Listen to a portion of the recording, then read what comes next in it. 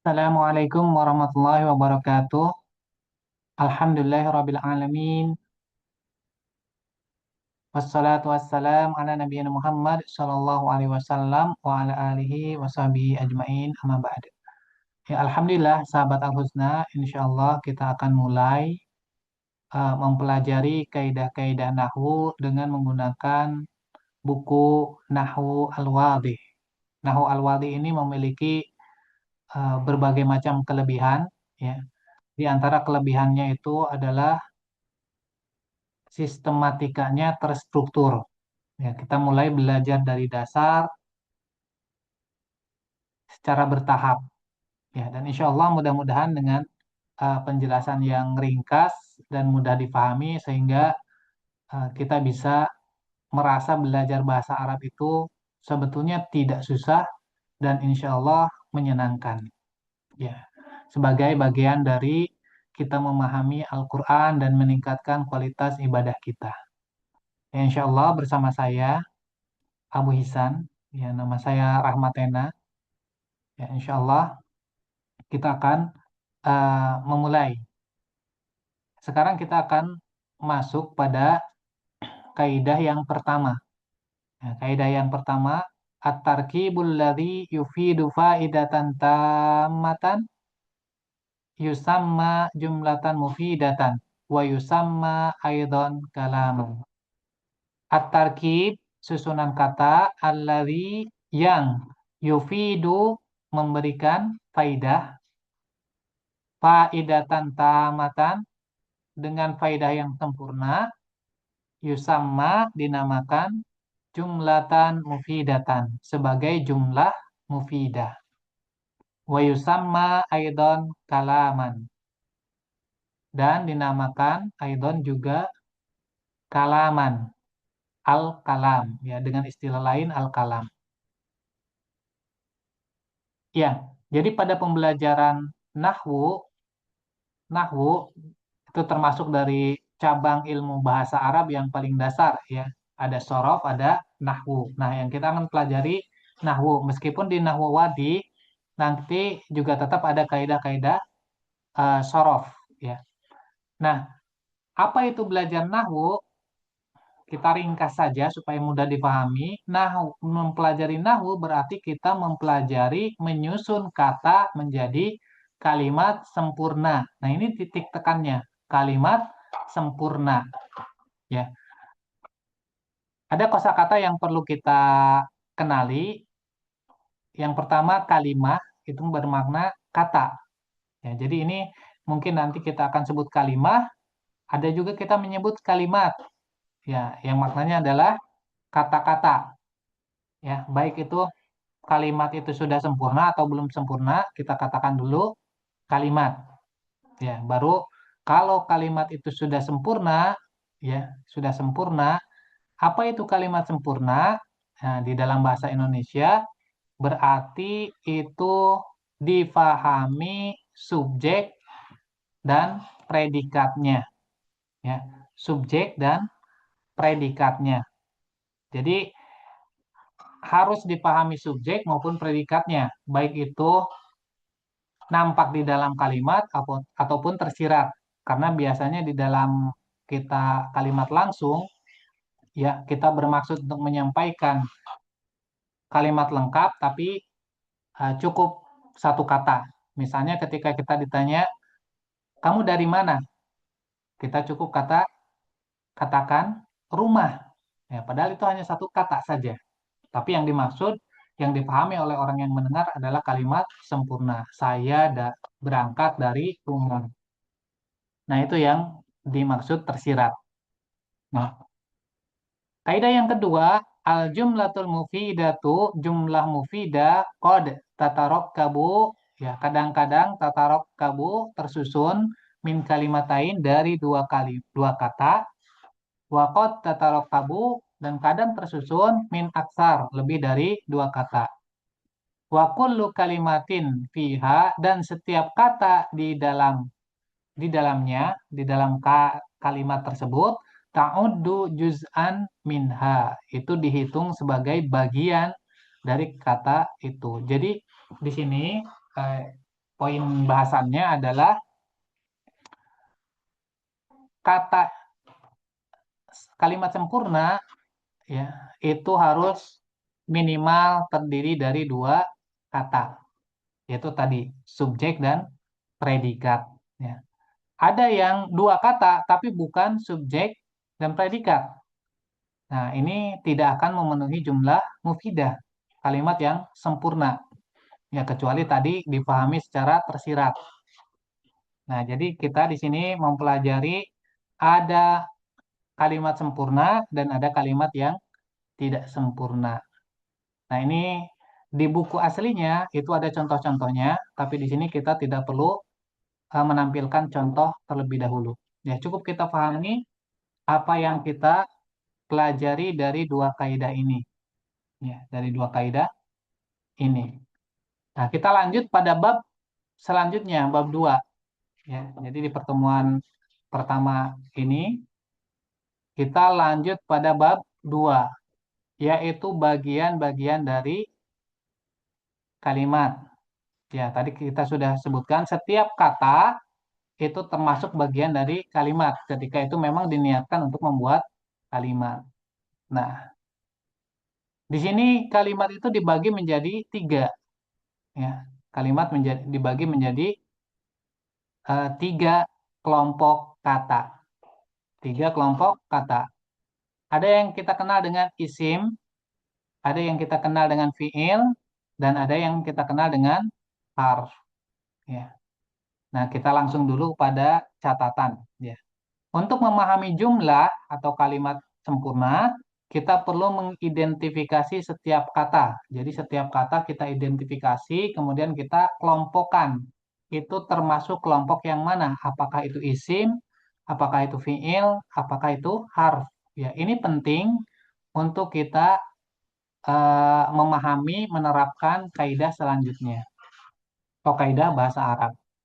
Ya, kemudian isim dan fiil ini memiliki tanda-tanda yang bisa dilihat. Nah, ini di buku-buku yang ada di pasaran biasanya mempelajari isim, mempelajari fiil, terutama mempelajari isim itu langsung disebutkan tanda-tandanya. Tapi kalau saya sarankan, kalau Anda sarankan lebih baik mempelajari secara bertahap. Ya, sedikit demi sedikit. Tidak perlu dihafal sekaligus tanda-tanda isim. Ya, apalagi tanda-tanda fiil yang itu ada dalam tasrif, ya ilmu sorof nanti. Sedangkan kelompok harf berarti yang tidak memiliki tanda isim maupun tidak memiliki tanda fiil. Ya. Harf ini mudah untuk dihafal karena bentuknya tidak berubah. Nah, kita lihat isim, ya isim itu setiap nama. Ya, kita bacakan kaidahnya di dalam Nahwu Al-Wadih disebutkan al-ismu huwa kullu lafzin yusamma bihil insanu. Isim itu adalah setiap lafaz yang dengannya disebut ya atau untuk menyebut insan manusia, au hayawan atau hewan, au nabat atau tumbuhan, au jamad atau benda-benda mati, ayu ayu syai'in akhar atau sesuatu yang lain. Jadi sebagaimana al-ismu maknanya adalah nama. Ya, kalau kita dalam bahasa Indonesia kita identikan dengan kata benda. Jadi isim adalah kata benda. Ya, setiap nama itu pasti isim. Nah, eh, meskipun di sini tidak disinggung, tapi saya sampaikan mudah untuk mengenali isim dengan dua tanda. Ada tanda-tanda yang lain, tapi kita mudah untuk mengenali ini. Yang pertama, kalau ada tanwin. Kalau ada tanwin, kita baca di dalam Al-Quran, di situ ada tanwin, berarti itu termasuk kelompok isim. Baik itu dhammatain, fathatain, atau kasratain. Ya. Kemudian, kalau ada alif lam, ya, misalnya ini al-hayawanun, ya, bisa juga disebut al-hayawanu, alhamdu, wah, berarti itu isim. Al-kitabu, oh berarti itu isim. Jadi kalau ada tanwin, kalau ada alif lam itu berarti isim, kata benda. Maknanya menunjukkan nama benda tertentu. Ya. Kemudian yang berikutnya kata kerja disebut fi'il. Huwa kullu lafzin yadullu ala husuli amalin fi zamanin khasin. Yaitu setiap lafaz yang menunjukkan terjadinya suatu perbuatan pada waktu tertentu. Ya, di sini ada dua titiknya. Ya, titik poinnya yang pertama adalah bermakna perbuatan. Yang kedua, pada zaman tertentu. Jadi ini terikat dengan waktu pelaksanaannya. Ya, nanti di bab berikutnya kita akan mempelajari ya pembagian dari waktu pelaksanaannya ini. Ya, ada kata kerja lampau, ya ada kata kerja sedang dilakukan, dan ada kata kerja yang bentuknya perintah. Ya, misalnya contohnya di sini, kata ba artinya menulis. Ya, di sini kata ba di sini sudah masuk makna lampau, telah menulis. Beda dengan yaktubu. Yaktubu ini bermakna sedang menulis atau akan menulis. Ini kita akan pelajari di bab berikutnya. Nah, kalau kita lihat ya di dalam Al-Quran ada 3 huruf seperti ini, ya ini bisa kita kenali ya sebagai fiil. Tapi yang terbaik adalah kita mempelajari fiil secara khusus. Makanya di Al-Husna ada buku Pra Pemula Al-Husna ya khusus untuk mempelajari secara bertahap karena ini banyak orang kesulitan belajar ya dengan buku-buku di pasaran karena rata-rata tidak bertahap. Nah, maka di Pra Pemula Al-Husna kita mulai dari kata kerja yang paling dasar ya itu fiil madhi. Kemudian setelah menguasai fiil madhi baru kita melanjutkan ke fiil mudhari. Baru setelah itu dikenalkan fiil amr. Ini bertahap ya sedikit demi sedikit. Tapi yang mengikuti nahwu al-wadhi ini sudah diasumsikan bahwa sudah memiliki dasar bahasa Arab ya dasar bahasa Arab. Maka saya sendiri berpendapat ya kalau ingin belajar bahasa Arab dari nol itu lebih baik menggunakan buku yang praktek ya buku yang praktek tidak langsung ke teori ya kecuali nanti ada metode ya buku misalnya buku Nahwul Wadih disandingkan dengan contoh-contoh dari Al-Quran yaitu akan lebih mengenal tapi kalau kita belum punya banyak mufrodat belum punya gambaran bahasa Arab ini ketika kita mempelajari kaidah-kaidah ini akan terasa sulit. Nah, maka mudah-mudahan uh, nanti series belajar ini bisa membantu ya sedikitnya mengenal kaidah-kaidah secara bertahap. Ya, jadi ini bisa kita kenali nanti perubahan-perubahannya. Ya, fiil itu ada perubahan-perubahannya. Nah, yang bukan isim, bukan fiil, itu termasuk dalam harf. Ini bisa kita hafal. Misalnya bi, oh ini pasti harf. Ala, ini pasti harf. Fi, ini pasti harf. Ya, jadi hanya ada 3 kelompok ini. Sebetulnya ini mudah. Ya, secara teori ini mudah, tapi tentu kita akan banyak praktek. Dan di pertemuan pertama ini sengaja tidak diberikan contoh-contoh, ya, supaya fokusnya pada teori dasarnya dulu, yaitu kita ulangi tadi ya.